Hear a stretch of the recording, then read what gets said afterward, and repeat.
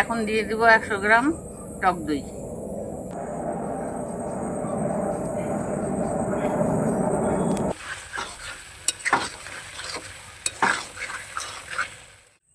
নমস্কার দিদিভাই দাদাভাইরা, সাধনা রান্নাঘরে তোমাদের সবাইকে স্বাগত। আজকে আমি চলে এসেছি তোমাদের সামনে সয়াবিনের রেসিপি নিয়ে। দই সয়াবিন এই রান্নাটা করে তোমাদের সঙ্গে আমি শেয়ার করব। আর এই রান্নাটা কিন্তু নতুন কায়দায় নতুন পদ্ধতিতে রান্না করব, সেটা কিন্তু অসাধারণ হয়। আমি কিভাবে দই সয়াবিনটা রান্না করব শুরু থেকে শেষ অবধি এই দই সয়াবিনের রেসিপিটা দেখবে।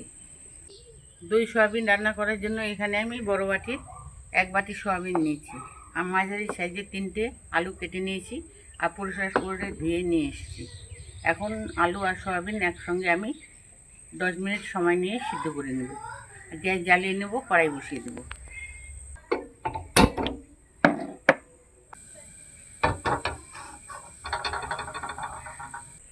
সয়াবিন আর আলু সিদ্ধ করার জন্য কড়াইতে জল দিয়ে দেবো।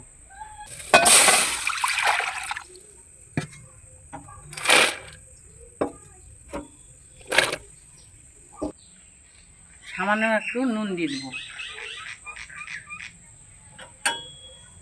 নেড়ে চেড়ে ঢাকা দিয়ে দেবো।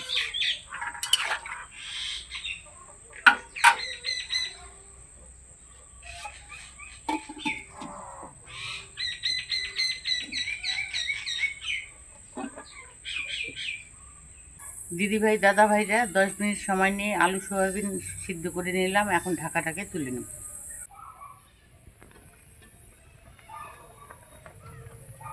সয়াবিনগুলো ভালোভাবে সিদ্ধ হয়ে গেছে আর ফুলে এই দেখো বড় বড় সাইজ সিদ্ধ হয়ে গেছে, অনেকটা সফট হয়ে গেছে।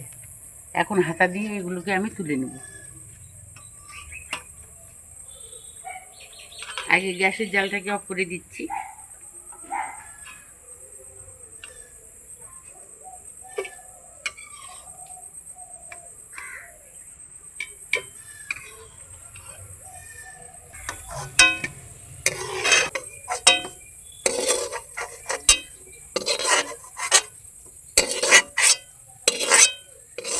এখন ঠান্ডা জল দিয়ে সয়াবিন আলুগুলোকে ভালোভাবে ধুয়ে নেব।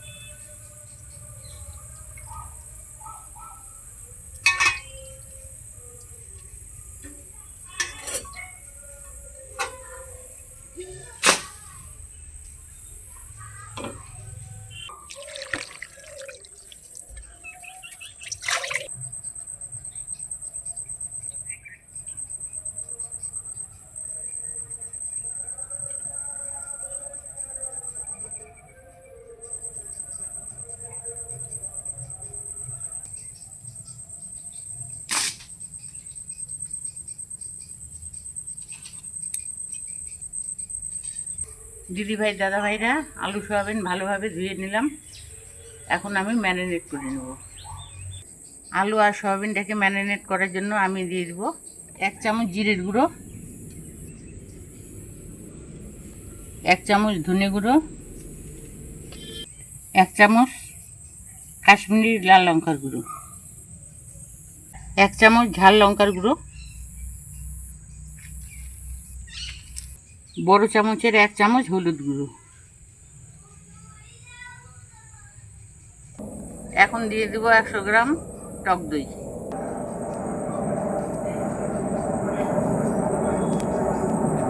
কিছুটা কসুরি মেথি নিয়েছি, এটাও আমি হাত দিয়ে কষলে এখানে দিয়ে দেবো।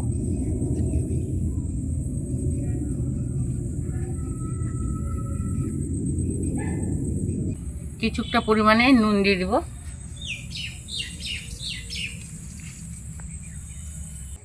দই সয়াবিন রান্না করার জন্য যে উপকরণগুলো লাগে সেগুলো আমি দিয়ে দিয়েছি। এখন হাত দিয়ে আমি ভালো করে ম্যারিনেট করে নেব।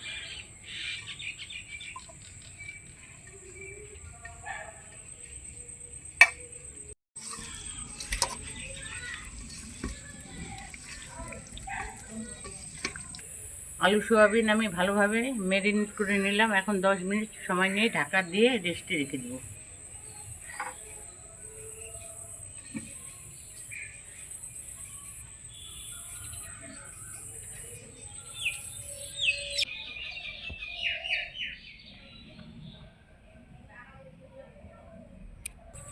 দশ মিনিট রেস্টে রাখার পরে এখন ঢাকাটাকে তুলে নেব।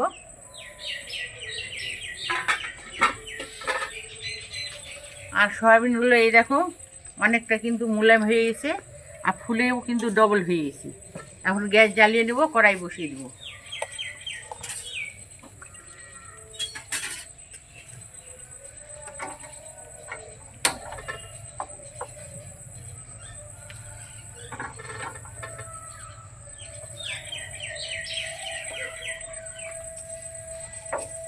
কড়াইটাকে ভালোভাবে গরম করে নিয়েছি, এখন সর্ষের তেল দিব। আর এই রান্নাটা কিন্তু সর্ষের তেল দিয়েই করব।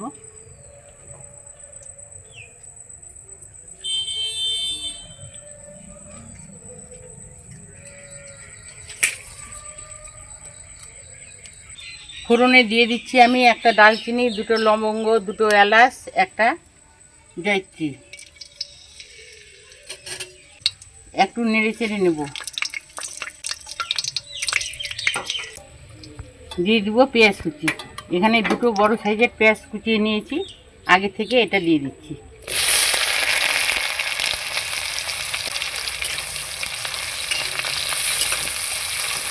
দুটো শুকনো লঙ্কা, দুটো তেজপাতা।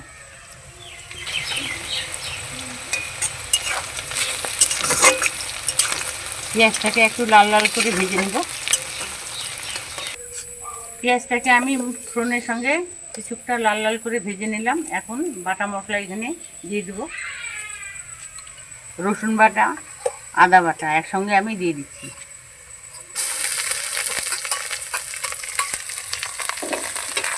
পেঁয়াজের সঙ্গে রসুন আর আদা বাটাটাকে কষিয়ে নেব।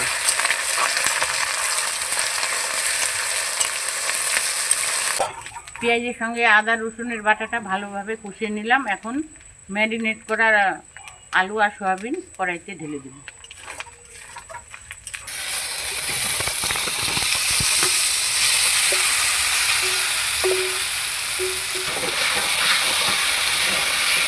আলু সয়াবিন এখন কষিয়ে নেব।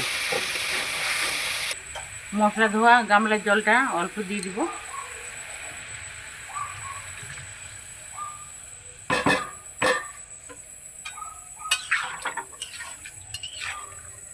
ভালোভাবে নেড়ে চেড়ে এখন ঢাকা দিয়ে দেবো।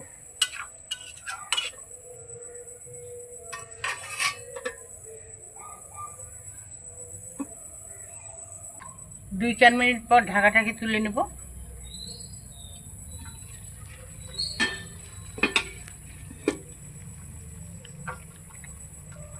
মশলার জলটা শুকিয়ে গেছে। এখন সয়াবিন আলুটাকে ভালোভাবে আমি আবারও কষিয়ে নেব।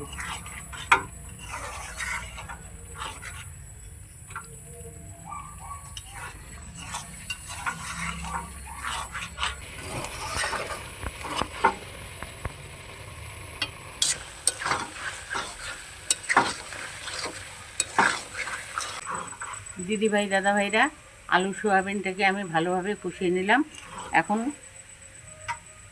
দুটো আমি টমেটো কুচি করে রেখেছি, এই কুচানো টমেটো দিয়ে দিচ্ছি।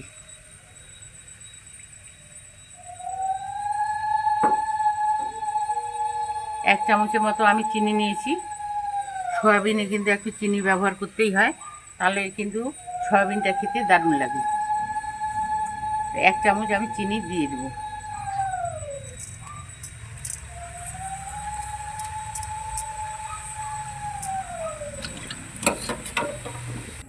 চিনি আর টমেটো দেওয়ার পরে তরকারিটাকে আরেকটু কষিয়ে নেব।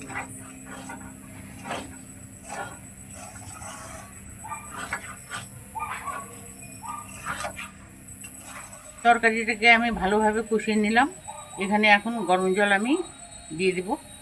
যে কোনো রান্নায় গরম জল ব্যবহার করলে তরকারির স্বাদটা কিন্তু আরও বেড়ে যায়। তো আমি এখানে ফুটানো গরম জল দিয়ে দেব।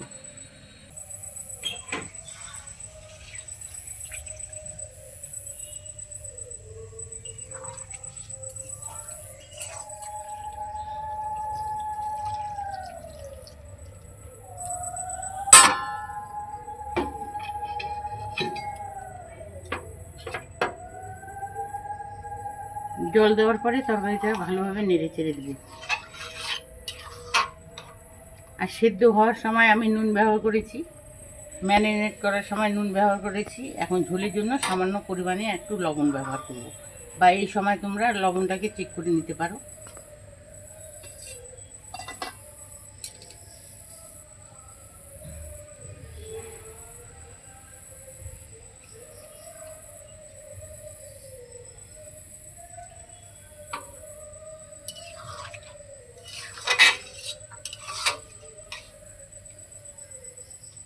ঝোলটাকে ফুটিয়ে আনার জন্য 2-4 মিনিট ঢাকা দিয়ে ফুটিয়ে নেব। দিদি ভাই দাদা ভাইরা, ঢাকা দিয়ে 2-3 মিনিট আমি তরকারিটার ঝোলটা ফুটিয়ে নিলাম। এখন ঢাকাটা তুলে নেব।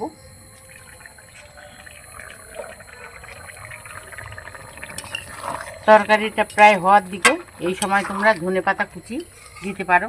তো আমার কাছে কোনো রকম ধনেপাতা আমার কাছে নেই, তাই আমি দিচ্ছি না।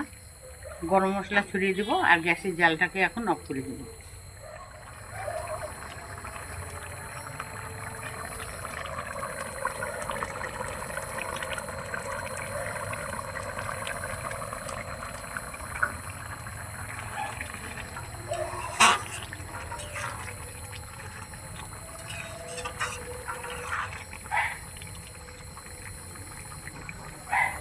এখন 2 মিনিট ঢেকে রাখবো।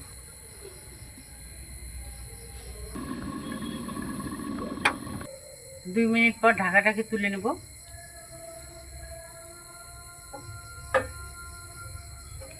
আর দিদি ভাই দাদা ভাইরা, এই দেখো তরকারির কালার কিন্তু খুব সুন্দর এসেছে, আর দেখতেও খুব লোভনীয় হয়েছে, আর খেতেও সেরকম টেস্টি হবে। এখন আমি তরকারিটাকে অন্য গামলার মধ্যে ঢেলে নেব।